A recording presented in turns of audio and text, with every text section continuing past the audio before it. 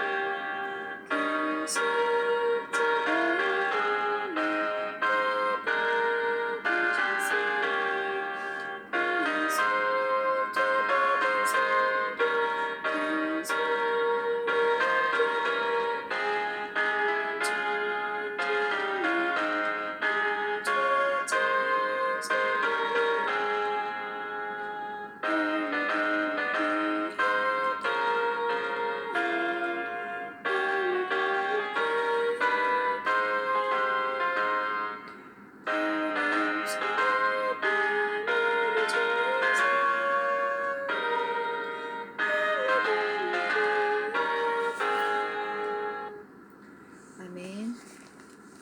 사사기 13장 1절부터 14절까지의 말씀 드라마 바이블 어플 통해서 함께 들어보시겠습니다. 3장. 이스라엘 자손이 다시 여호와의 목전에 악을 행하였으므로 여호와께서 그들을 40년 동안 블레셋 사람의 손에 넘겨주시니라. 소라 땅의 단지파의 가족 중에 마누아라 이름하는 자가 있더라. 그의 아내가 임신하지 못함으로 출산하지 못하더니 여호와의 사자가 그 여인에게 나타나서 그에게 이르시되, 보라, 내가 본래 임신하지 못함으로 출산하지 못하였으나 이제 임신하여 아들을 낳으리니 그러므로 너는 삼각 포도주와 독주를 마시지 말며 어떤 부정한 것도 먹지 말지니라. 보라, 네가 임신하여 아들을 낳으리니 그의 머리 위에 삭도를 대지 말라. 이 아이는 태에서 나옴으로부터 하나님께 바쳐진 나실인이 됨이라.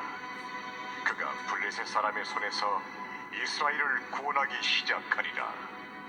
이에 그 여인이 가서 그의 남편에게 말하여 이르되, 하나님의 사람이 내게 오셨는데 그의 모습이 하나님의 사자의 용모 같아서 심히 두려움으로 어디서부터 왔는지를 내가 묻지 못하였고 그도 자기 이름을 내게 이르지 아니하였으며 그가 내게 이르기를, 보라, 내가 임신하여 아들을 낳으리니 이제 포도주와 독주를 마시지 말며 어떤 부정한 것도 먹지 말라. 이 아이는 태에서부터 그가 죽는 날까지 하나님께 바쳐진 나실인이 됨이라 하더이다. 마노아가 여호와께 기도하여 이르되, 주여, 구하옵나니 애굽에서 보내셨던 하나님의 사람을 우리에게 다시 오게 하사 우리가 그 나흘라에게 어떻게 행할 줄을 우리에게 가르치게 하소서. 하니 하나님이 마노아의 목소리를 들으시니라. 여인이 밭에 앉았을 때에 하나님의 사자가 다시 그에게 임하였으나 그의 남편 마노아는 함께 있지 아니한지라. 여인이 급히 달려가서 그의 남편에게 알려 이르되 보소서, 전일에 내게 오셨던 그 사람이 내게 나타났나이다. 하매 마노아가 일어나 아내를 따라가서 그 사람에게 이르러 그에게 묻되 당신이 이 여인에게 말씀하신 그 사람이니까? 내가 그로다. 마노아가 이르되 이제 당신의 말씀대로 되기를 원하나이다. 이 아이를 어떻게 기르며 우리가 그에게 어떻게 행하리까? 여호와의 사자가 마노아에게 이르되 내가 여인에게 말한 것들을 그가 다 삼가서 포도나무의 소설을 먹지 말며 포도주와 독주를 마시지 말며 어떤 부정한 것도 먹지 말고 내가 그에게 명령한 것은 다 지킬 것이니라. 아멘. 하나님께서 명령한 것은 다 지키라고 하셨는데 90페이지입니다. 구원을 시작하리라. 하나님은 악을 행한 이스라엘을 블레셋의 압제 아래 두십니다. 한편 한 불임 부부에게 구원자의 출생과 사명을 예고하며 부모의 역할을 당부하십니다. 하나님은 어떤 분입니까? 1절 말씀에서 이스라엘 자손이 다시 여호와의 목전에 악을 행하였으므로 여호와께서 그들을 40년 동안 블레셋 사람의 손에 넘겨주시니라. 하나님은 어떤 분입니까? 1절 말씀에서 하나님의 은혜를 저버리고 다시 죄로 회귀한 이스라엘을 사사기에서 가장 오랜 압제의 기간인 40년 동안 블레셋의 손에 넘깁니다. 심판 때마다 따라붙던 부르짖음이란 단어가 나오지 않는 것은 죄악이 습관화되고 굳어져 이젠 하나님을 향해 부르짖는 것조차 잊어버린 이스라엘의 처참한 영적 상태를 보여줍니다. 죄를 죄로, 압제를 압제로 인식하지 못하는 오늘 우리의 이야기 같지 않습니까? 2절과 3절 말씀입니다. 소라 땅의 단 지파 가족 중에 마누아라 이름하는 자가 있더라. 그의 아내가 임신하지 못함으로 출산하지 못하더니 여호와의 사자가 그 여인에게 나타나서 그에게 이르시되 보라, 네가 본래 임신하지 못함으로 출산하지 못하였으나 이제 임신하여 아들을 낳으리니.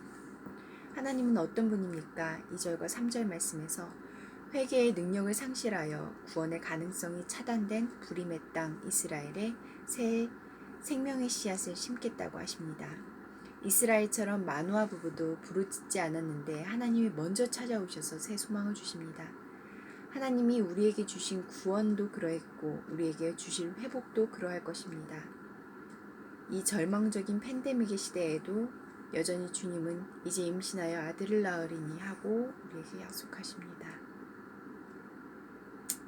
4절에서 7절까지 말씀입니다. 그러므로 너는 삼가 포도주와 독주를 마시지 말며 어떤 부정한 것도 먹지 말지니라. 보라, 내가 임신하여 아들을 낳으리니 그의 머리 위에 삭도를 대지 말라. 이 아이는 태에서 나옴으로부터 하나님께 바쳐질 나시린이 됨이라. 그가 블레셋 사람의 손에서 이스라엘을 구원하기 시작하리라 하시니 이에 그 여인이 가서 그의 남편에게 말하여 이르되 하나님의 사람이 내게 오셨는데 그의 모습이 하나님의 사자 용모 같아서 심히 두려움으로 어디서부터 왔는지를 내가 묻지 못하였고 그도 자기 이름을 내게 이르지 아니하였으며 그가 내게 이르기를 보라, 내가 임신하여 아들을 낳으리니 이제 포도주와 독주를 마시지 말며 어떤 부정한 것도 먹지 말라. 이 아이는 태에서부터 그가 죽는 날까지 하나님께 바쳐진 나시린이 됨이라 하더이다 하니라. 하나님은 어떤 분입니까? 태어날 아이에게 나시린의 신분과 사명을 주십니다. 나시린은 기간을 정하여 거룩함의 모범이 되겠다고 하나님과 약속한 자들입니다. 그 기간 동안 머리카락을 길러야 하고 사명을 완수한 후에는 자를 수 있습니다.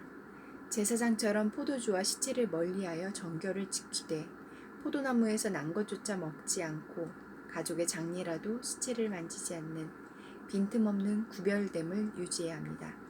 그런데 마노아 부부의 아이는 한동안이 아닌 태에서부터 그가 죽는 날까지 나시린이어야 합니다. 가나안에 동화된 이스라엘에서 극단적으로 분리된 거룩한 한 인생에게서 구원이 꽃 피어날 것이기 때문입니다. 사사기의 시대만큼이나 영적으로 혼탁한 오늘날 하나님은 여전히 세상에 거룩한 균열을 일으킬 나시린을 찾고 계십니다. 나에게 주시는 교훈은 무엇입니까? 8절부터 14절까지 말씀입니다. 마노아가 여호와께 기도하여 이르되 주여 구하옵나니 주께서 보내셨던 하나님의 사람을 우리에게 다시 오게 하사 우리가 그 나을 아이에게 어떻게 행하는지 우리에게 가르치게 하소서. 하나님이 마노아의 목소리를 들으시니라. 여인이 밭에 앉아있을 때 하나님의 사자가 다시 그에게 임하였으나 그의 남편 마노아는 함께 있지 아니한지라. 여인이 급히 달려가서 그의 남편에게 알려 이르되 보소서 전일에 내게 오셨던 그 사람이 내게 나타났나이다 하매 마노아가 일어나 아내를 따라가서 그 사람에게 이르러 그에게 묻되 당신이 이 여인에게 말씀하신 그 사람이니까 하니 이르되 내가 그로다 하니라. 마노아가 이르되 이제 당신의 말씀대로 되기를 원하나이다. 이 아이를 어떻게 기르며 우리가 그에게 어떻게 행하리이까. 여호와의 사자가 마노아에게 이르되 내가 여인에게 말한 것들을 그가 다 삼가서 포도나무의 소산을 먹지 말며 포도주와 독주를 마시지 말며 어떤 부정한 것도 먹지 말고 내가 그에게 명령한 것은 다 지킬 것이니라. 아멘. 나에게 주시는 교훈은 무엇입니까? 8절부터 14절까지 마노아는 아내를 통해서 잉태의 소식과 양육 지침을 전달받았지만 하나님께 그 내용을 다시 한번 들려달라고 간청합니다. 하나님이 허락하신 아이를 장차 어떻게 길러야 할지 가르쳐달라는 기도입니다. 나와 내 자녀들은 날마다 어떤 삶을 살아야 할지 하나님의 가르침을 받고 있습니까?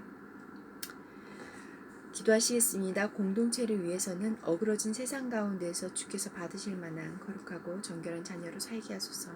열방을 위해서는 방글라데시 대법원은 이슬람이 국교임을 확인한 바 있는데 헌법이 보장한 세속 국가의 규정이 실제로 법적 인정을 받아 그리스도인들이 자유롭게 예배하며 전도와 선교에 어려움이 없도록 함께 기도하시겠습니다.